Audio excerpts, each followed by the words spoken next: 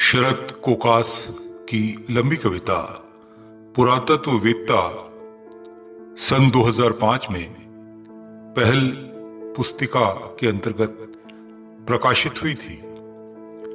लीजिए शरद कोकास से सुनिए उनकी लंबी कविता पुरातत्ववेत्ता से यह एक अंश। लंबी कविता पुरातत्ववेत्ता भाग 5। गजब यह कि पुरातत्ववेत्ता नहीं सोचते ऐसा कुछ कि कोई उनके काम के बारे में क्या सोचता है। गजब यह कि पुरातत्ववेत्ता नहीं सोचते ऐसा कुछ कि कोई उनके काम के बारे में क्या सोचता है। यहां दुनिया की नासमझी में उनके पुरातन प्रेम पर नवीनता का एक ठहाका है। यहां दुनिया की नासमझी में उनके पुरातन प्रेम पर नवीनता का एक ठहाका है। उपलब्धियों पर आधुनिक सभ्यता की अजनबी निगाहें और उपेक्षा में एक कोशिश अपने अतीत से मुकर जाने की। वे पत्थर चुनते हैं और वे पत्थर नहीं। वे पत्थर चुनते हैं और वे पत्थर नहीं। न देते दुनिया के उछाले इन पत्थरों का जवाब, सिर्फ इसलिए कि पुरातत्ववेत्ता होने के पहले से और इस शब्द के अस्तित्व में आने के पहले से और अपनी सभ्यता में मनुष्य के सभ्य होने के भी पहले से वे मनुष्य हैं।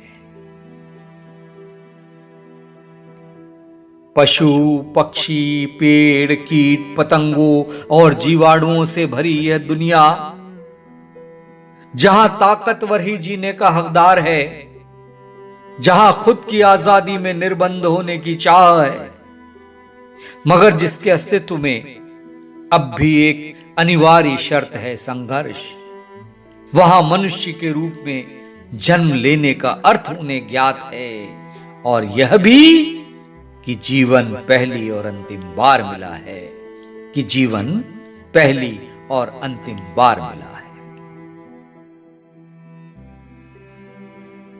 वह जीवन जो अपने उपमानों में नहीं है, उसकी कोई एक शैली या ढंग नहीं, वह जो अपनी जड़ों से उत्स लेता है।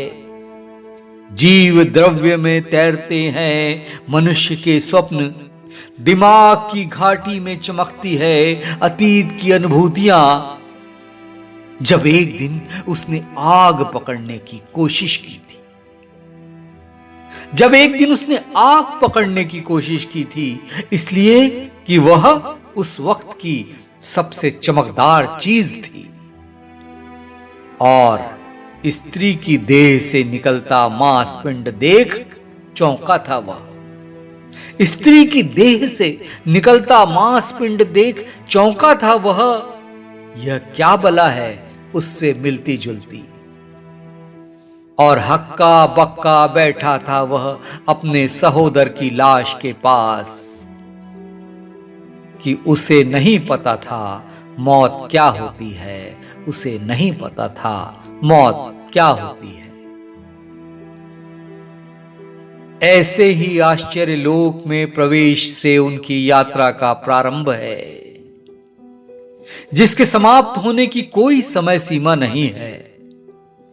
अपने सारे टोटके आजमा कर उन्हें सुलाना चाहती है नींद, तो पाती है कि वे संस्कृति के पहरी बने हैं। तो पाती है कि पुरातत्ववेत्ता संस्कृति के पहरी बने हैं और भटक रहे हैं इतिहास की अंधेरी सड़कों पर। बूढ़ी धरती की छाती में अटकी खांसी की एक आवाज दिमाग के दरवाजे खटखटाती है उनकी बेचैनी में। बूढ़ी धरती की छाती में अटकी खांसी की एक आवाज दिमाग के दरवाजे खटखटाती है उनकी बेचैनी में। उन्हें उदास करती है खामोश हो चुकी एक किलकारी, चीख में तब्दील हो चुकी आल्हा की एक तान ध्वस्त कर देती है उनकी देह के समस्त आरोह अवरोह। हड़बड़ाकर उठ बैठते हैं वे अपनी बदहवासी में, जब कोई मासूम हंसी रुदन के स्वरों में देती है सुनाई। जब कोई मासूम हंसी रुदन के स्वरों में देती है सुनाई, मानस में उठते हैं तत्कालीन स्थितियों के बेशुमार बवंडर। प्रश्नों की लकीरें बनती बिगड़ती हैं सोच की रेत पर।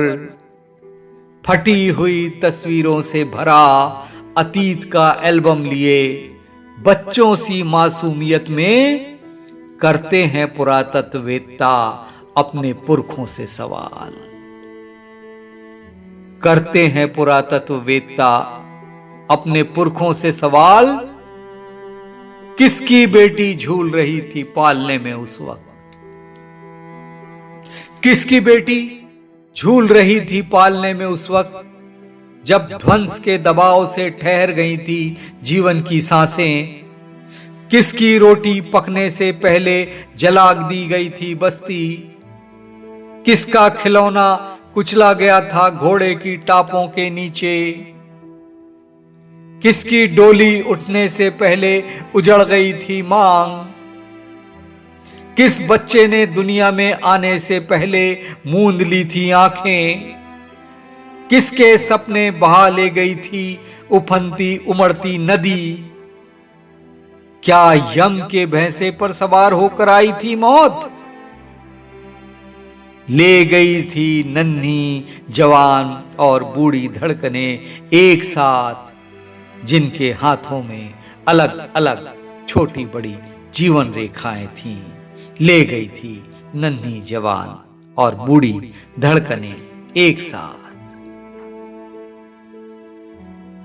नदी, पहाड़, समुद्र, आकाश, सभी उनके सवालों के घेरे में कि सृजन और विनाश के साक्षी हैं वे हमेशा से।